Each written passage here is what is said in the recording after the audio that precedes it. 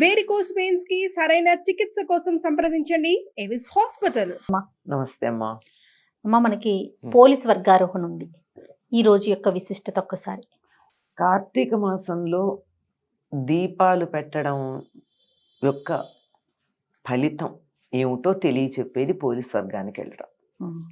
ఈ దీపం పెట్టడం అనేది ఎంతో ప్రాధాన్యం వహిస్తుందమ్మా కార్తీక మాసంలో. ఎందుకంటే ఈ నెల వెన్నెల ఎంత వెలుగులో ఉంటుందో చీకటి అంత దట్టంగా ఉంటుంది. ఎందుకంటే ఈ సమయంలో భూమి సూర్యుడికి చాలా దూరంగా ఉండే కాలం, అందువల్ల చలి ఉంటుంది. అందుకని దీపాలకి ప్రాధాన్యం. మళ్ళీ దీంట్లో ఆధ్యాత్మిక విషయం పక్కకు పెడితే లౌకిక విషయం మాట్లాడుతున్నాను నేను. ఇది దీపానికి ప్రాధాన్యం. పైగా చలిగా ఉంటుందేమో, నువ్వుల నూనెతో వెలిగించినటువంటి దీపం పెట్టినట్టయితే అది ఆరోగ్యానికి మంచిది. ఇదేదో వైద్యులు కూడా అంగీకరించారు. కొలెస్ట్రాల్ ఎక్కువ రాకుండా ఉండడానికి ఆ నువ్వుల నూనెతో దీపం వెలిగిస్తే వచ్చే పొగ పీలిస్తే తగ్గుతుంది అని. అది అందువల్ల ఈ నువ్వుల నూనె దీపం పెట్టడం, ఈ నెల పెడితే ఫలితం ఏమిటి అన్నది మనకు అనుమానం వస్తే ఆ అనుమానాన్ని తీర్చడానికి ఒక కథ చెప్పారు. ఇది పోలీస్ వర్గానికి వెళ్ళడం. మనకి ప్రతిదీ కూడా ఒక వ్రతం ఏదన్నా చేసినప్పుడు, ఒక పూజ కానీ చేసినప్పుడు దానికి ఫలితం ఏముంటుంది అని అడుగుతారు. మనకి నాకేమిటిటా అని అడిగే పద్ధతి ఉంది. ఏదో ఉండాలి కదా. ప్రయోజనం అనుద్దిశ్య నమందోపి వర్తతే. ఒక ప్రయోజనాన్ని ఆశించకుండా ఒక పిచ్చివాడు కూడా ఏమీ చెయ్యడు. కనుక మనం పిచ్చివాళ్ళం కాదు కదా.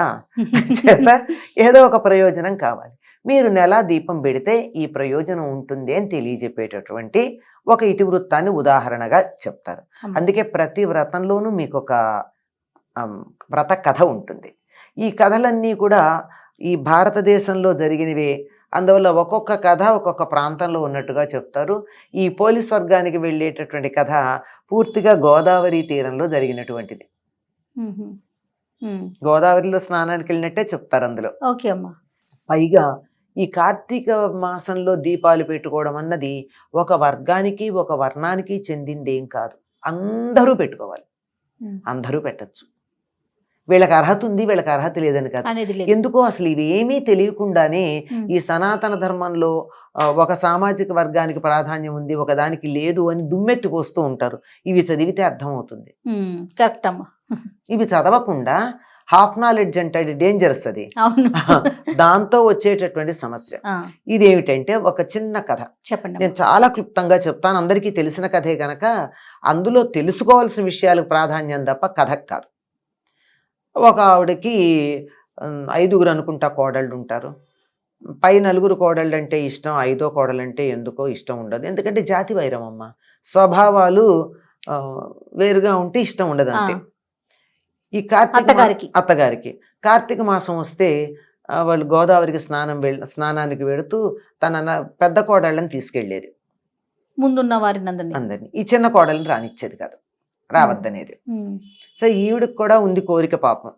అందుకని ఏం చేసేది, వాళ్ళు అలా వెళ్ళంగానే ఇటు పెరట్లో ఉన్న బావి నీళ్లతో స్నానం చేసి, ఆ పెరట్లోనే ఓ పత్తి చెట్టు ఉంటే పత్తి చెట్టుకున్న పత్తి తీసి ఓ ఒత్తిలాగా చేసి, క్రితం రోజు మజ్జిగ చేసినటువంటి కవ్వం ఉంది, ఆ కవ్వానికి ఈ ఒత్తిని రాచేది.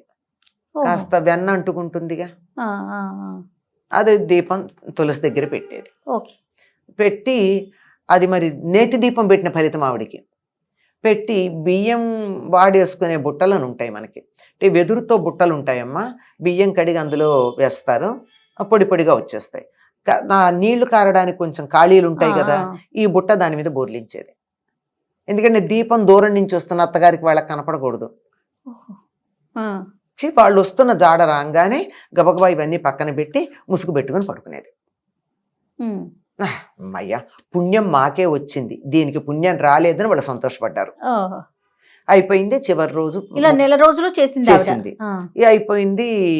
చివరి రోజున వీళ్ళందరూ ఆ గోదావరిలో దీపాలు వదలడానికి ఎడతారు కదా, అలా వెళ్ళారు. అలా వెళ్ళేటప్పటికీ వాళ్ళకి దేవదూతలు ఈ చిన్న కోడలిని, దీని పేరు పోలి, ఈ చిన్న కోడలిని విమానంలో ఎక్కించుకు తీసుకెళ్తున్నట్టు కనపడింది. వాళ్ళందరినీ పెట్టి ఎవరు మీరంటే ఇదిగో మా పోలి అన్నారట. అవును మీ పోలే మేము తీసుకెళ్తున్నాం. ఎందుకు తీసుకెళ్తున్నారు అంటే మేము స్వర్గలోకానికి తీసుకెళ్తున్నాం. ఎందుకు? ప్రతిరోజు దీపం పెట్టినందుకు. మమ్మల్ని తీసుకెళ్ళమని కూడా వీళ్ళు అడిగారు. అడిగితే వాళ్ళు కాదన్నారు. వాళ్ళు ఏడిపించాలంటే వాళ్ళకి ఏముంది పెద్ద విషయం. కాస్త కిందగా పెడితే వీళ్ళు పట్టుకున్నారట ఆ పోలిని, వీళ్ళని ఆ విమానాన్ని పట్టుకుంటే దేవదూతలు తోసేశారు. వీళ్ళందరూ నదిలో పడ్డారు. సరే బయటకు వచ్చారు.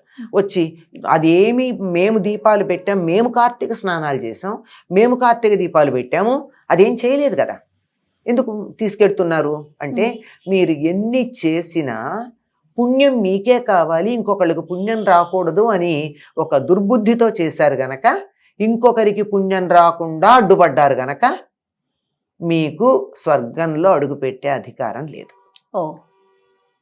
మీ మాట కాదనకుండా తనకు అందుబాటులో ఉన్నటువంటి వసతులతో తన దీపం పెట్టుకుంది గనక తనకి మేము తీసుకెడుతున్నామని చెప్పారు.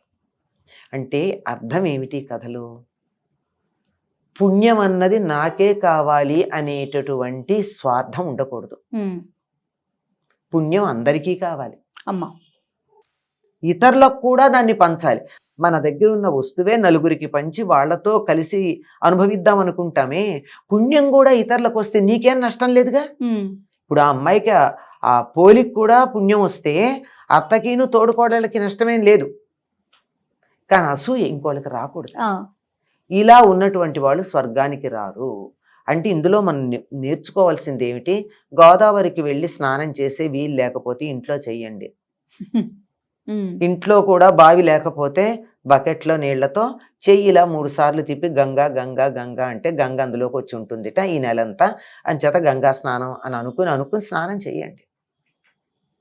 మాకు ప్రత్యేకంగా ఒత్తులు ప్రత్యేకంగా చేసి ఇంతంత నువ్వుల నూనె పోసి నీ దీపం పెట్టే వీలు లేదు అంటే ఎంత వీలైతే అంత దీపం పెట్టండి. భక్తి ప్రధానం. ఎంత కిలోల నూనె తెచ్చి దీపాలు పెట్టి ఇంకొకళ్ళకి పుణ్యం రాకూడదని అడ్డుపడినట్టయితే మీరు టన్నుల కొద్దీ నూనె వెచ్చించి బేళ్ల కొద్దీ పత్తితో దీపాలు పెట్టినా ఎక్కడ ఉన్న వాళ్ళు అక్కడే ఉంటారు. ఇది ఇందులో ప్రధానంగా గుర్తుంచుకోవాల్సింది. ఒకటి, మనకు అందుబాటులో ఉన్న వాటితో ధర్మాన్ని ఆచరించాలి. 2, ఇతరులకు కూడా మేలు కలిగేట్టు చూడాలి తప్ప నాకొక్కలకే పుణ్యం రావాలి అనేటటువంటి దురాశ ఉండకూడదు. ఇది తెలుసుకున్న వాళ్ళు ఒకవేళ ఏ కారణంగా నైనా కార్తీక మాసంలో దీపం పెట్టకపోయినా నమస్కారం చేసి నాకు ఇవాళ కుదరలేదు, ఎవరెవరు పెట్టారో వాళ్ళకి నమస్కారం చేస్తున్నాను అనుకున్నా మనకి సరైన పుణ్యం లభ్యమవుతుంది. ఈ వ్రతాల్లో ఈ నోముల్లో ఉన్నటువంటి కథలు చదువుకోవడం ద్వారా మనం తెలుసుకోవాల్సిన విషయాలు చాలా ఉన్నాయమ్మా. మన ప్రవర్తనకి సంబంధించిన విషయాలు ఉన్నాయి. ఇతరులు పుణ్యం సంపాదించుకోవడానికి సహాయపడు, నువ్వు వెళ్ళలేకపోతే, నేను గుడికి వెళ్ళలేకపోతే నీకు ప్రోత్సహిస్తామా, నువ్వు వెళ్ళిరా అంతే, చాలు. అంతే. అది లేకపోవడం వల్ల వాళ్ళు ఎంత చేసినా వాళ్ళకి పుణ్యం రాలేదు అని. ఇది పోలీస్ స్వర్గానికి వెళ్ళినటువంటి కథ. ఇది కార్తీక మాసంలో అమావాస్య నాడు చిట్ట చివరి రోజు చేస్తారు. ఆ రోజు మంగళవారం శుక్రవారం అయితే అయ్యో మన ఇంటి ఆడబడుచు కదా ఎందుకు పంపిస్తాము అని చెప్పి మాట్లాడి చేస్తారు. ఓకే. ఇంకా ఆ రోజు ఏమైనా ప్రత్యేకమైన విధి విధానాలు పాటించాలమ్మా? ఏమీ లేవమ్మా. ఈ కార్తీక మాసం అంతా ఏం విధి విధానాలు ఉన్నాయి? తెల్లవారుజామున సూర్యోదయానికన్నా 1.5 గంటల ముందు స్నానం చేయడం, తులసి దగ్గర దీపం పెట్టడం, ఆహార నియమాలు పాటించటం. ఆహార నియమాలు ఉన్నాయి కదా మనకి. ఏదో సాత్విక ఆహారమే తింటాం, రజోగుణానికి సంబంధించింది తమో గుణానికి సంబంధించిన ఆహారాలు తినకుండా ఉండడం, అట్లాంటి నియమాలే ఉన్నాయి. సాయంత్రం మళ్ళీ ఎలాగో దీపం పెడతాం. ఇంకా అమావాస్య ఉంది కనుక, కార్తీక మాసమే కనుక తులసి దగ్గర మళ్ళీ సూర్యాస్తమైన తర్వాత దీపం పెట్టుకుంటాం. అంతే. నమస్తే. నమస్తే అమ్మా.